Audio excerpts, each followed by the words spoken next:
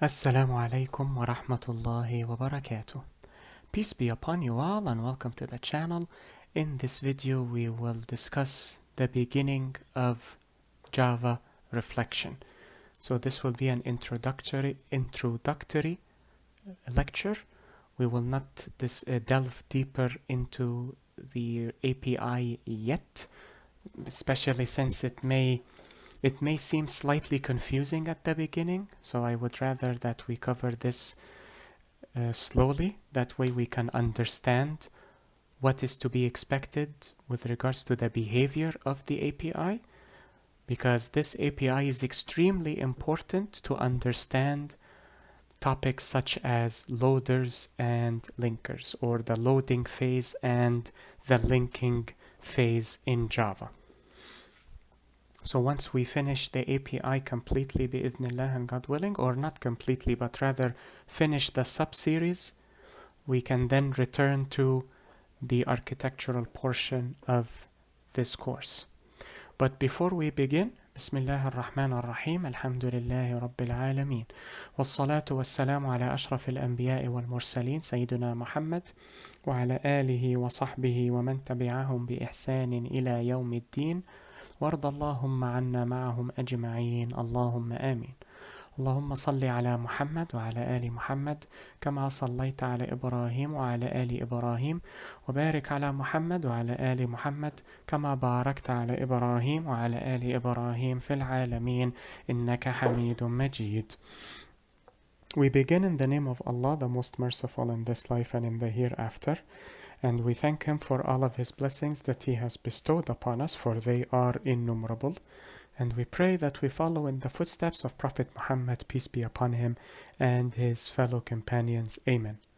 We also ask for prayers and blessings to be bestowed upon Prophet Muhammad, peace be upon him, and his family, as they were bestowed upon Prophet Ibrahim, peace be upon him, and his family.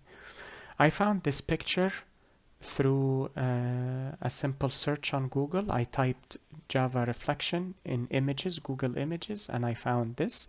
I do not feel this is an accurate image because it is missing methods, the methods class, but I feel it does represent the topic in an understandable fashion.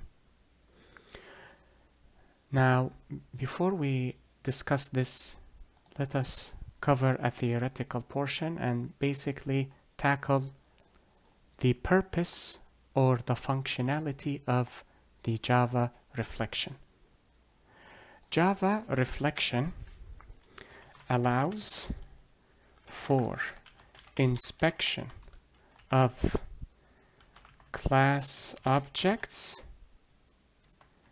and their related at their nature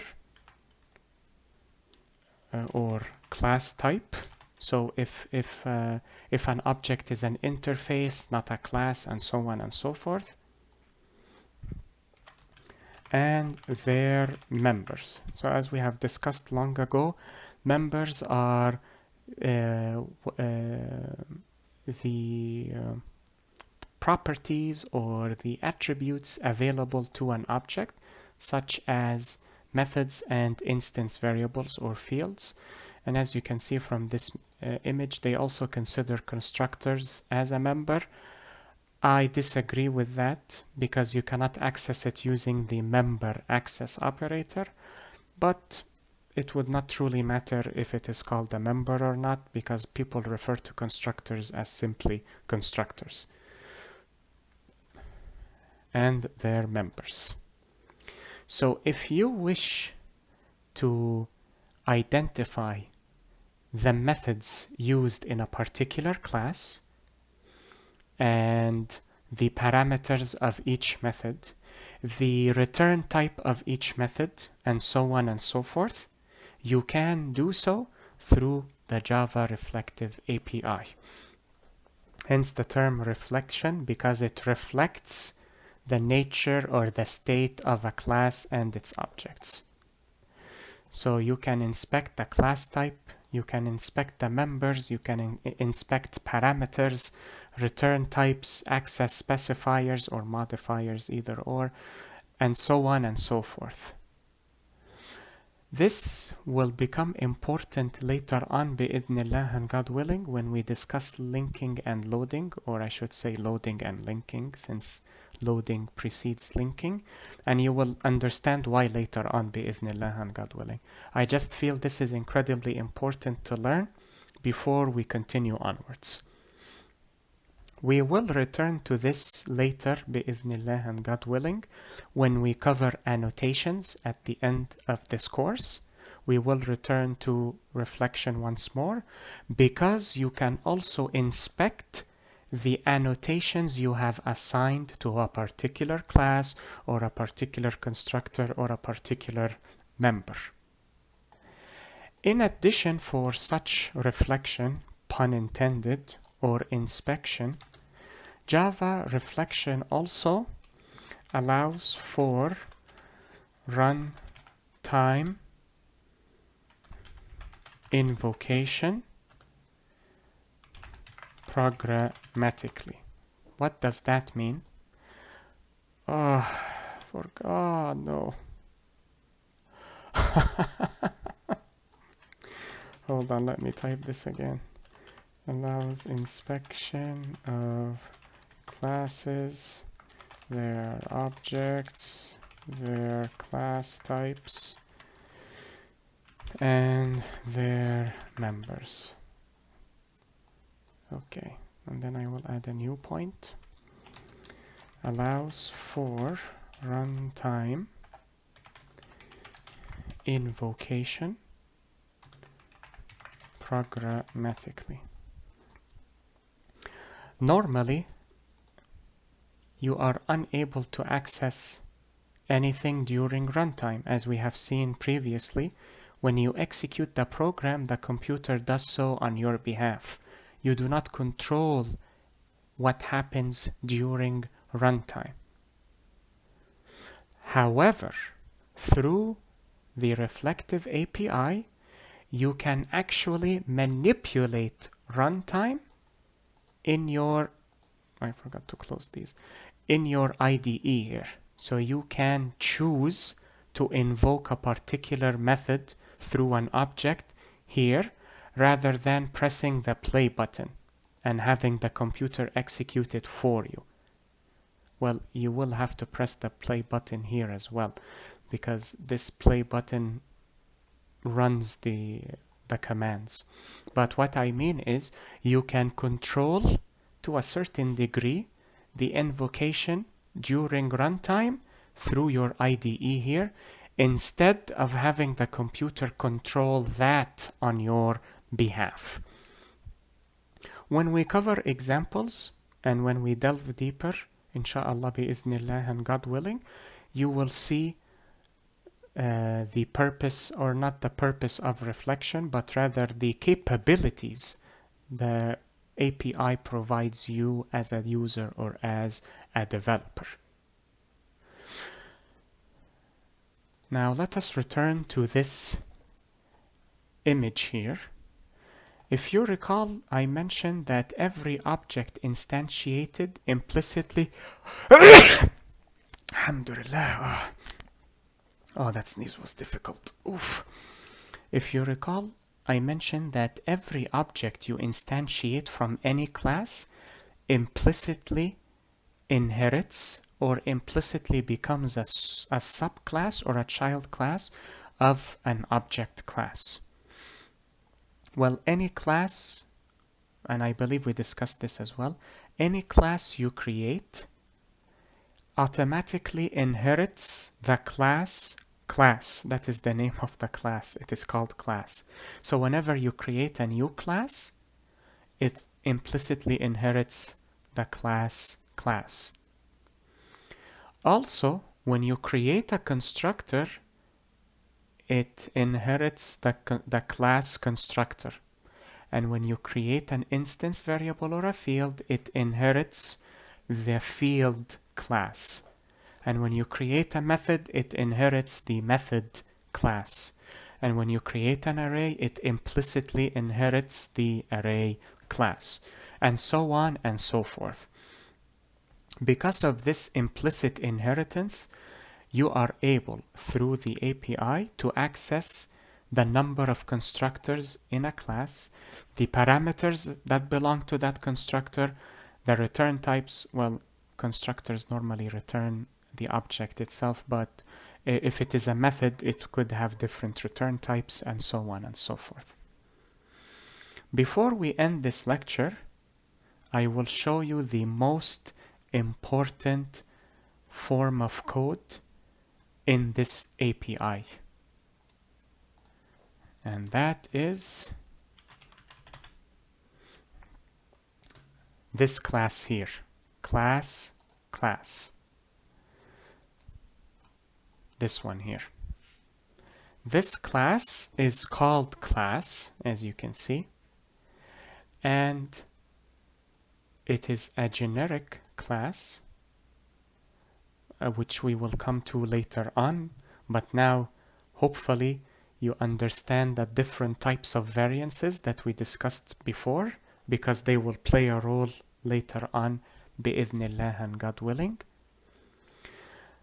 So before we tackle the API in the future, what I would like to ask of you is simply read this class. I do not mean read it fully, but peruse it. Light reading.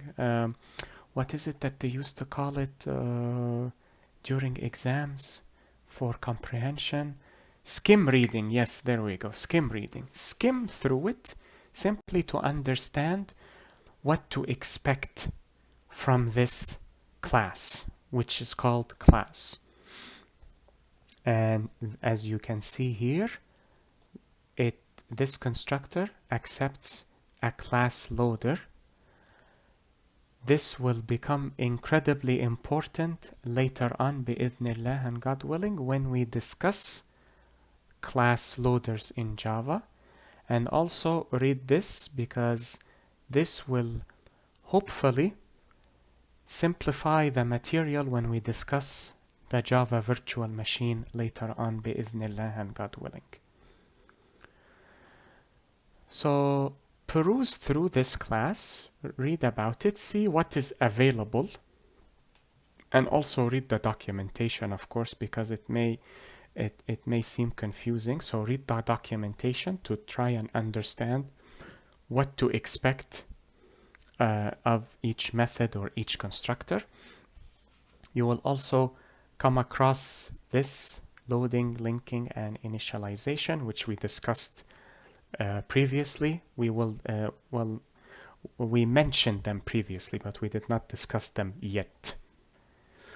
So read through this class, and as you can see, we are already at 500 lines of code. This will also be important. The bootloader, well, not bootloader per se, but bootstrap loader. So we will cover that later on. But this is an incredibly important class because of what is available to it, as you can see.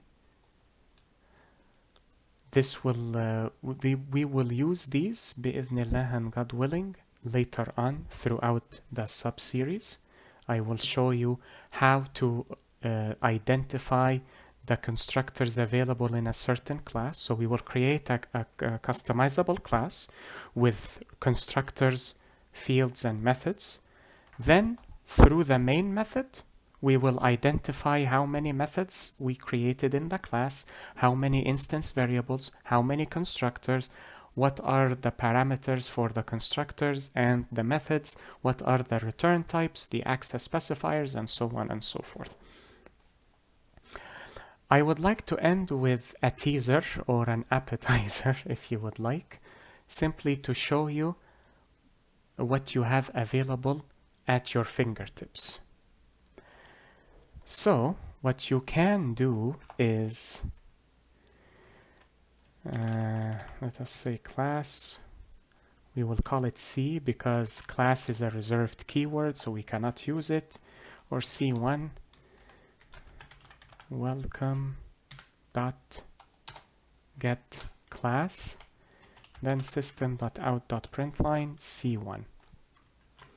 I would like for you to execute this and see the output. I am trying to resist presenting the output for you so that you are provoked to actually trying it yourself. But do not worry, we will discuss this in the upcoming lectures بإذن and God willing. This check simply highlights that we are using the generic class in the raw format because it is a generic class, if you recall. So what I can do is simply say string here, and that is it. But as you can see, I will have an error because of the variance stupidity. So simply to avoid it, we can leave it like that as an bivariance, or just leave it as the raw format, mainly because we will not be handling anything with this generic class or this object, nor will we be manipulating this object in any form. You can also, after you see the output for this, what you can do is C1 dot and see the available methods for you. Read the name of the method, read the parameters, and read the return type. Try experimenting if you would like, as well as reading the documentation within the class. If not, if you do not wish to do so, do not worry, we will not discuss all of it, obviously, but we will discuss most of it, or at least I hope we will discuss the important parts of it. These, on the other hand, get annotations, will be discussed after we tackle the annotations subseries. After we create our own annotations, discuss what annotations are used for, and so on and so forth, we will return to these methods بإذن and God willing. I hope this lecture was helpful and beneficial to you all. Enjoy the rest of your day, everyone. Be safe, take care, and peace be upon you all. Wassalamu alaikum wa rahmatullahi wa barakatuh. Allahumma salli ala Muhammad wa ala ali Muhammad. كما صليت على إبراهيم وعلى آل إبراهيم وبارك على محمد وعلى آل محمد كما باركت على إبراهيم وعلى آل إبراهيم في العالمين إنك حميد